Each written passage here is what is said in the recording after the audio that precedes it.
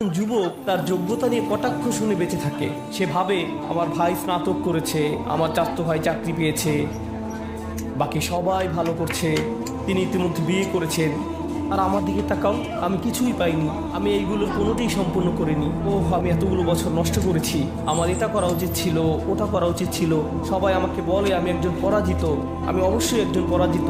ইবলিস কি করতে চায়? সে আপনার জীবনে আপনার চারপাশের লোকদের কিছু বলতে চায়। তারা আপনাকে এমন কিছু বলে যা আপনাকে অকেজো, অপদার্থ অনুভব করায়। এমনকি তারা এটা বুঝতে পারে না যে তারা এটা করছে, এমনকি তারা এটাও বুঝতে পারে না যে তারা আপনার উপর প্রভাব ফেলছে।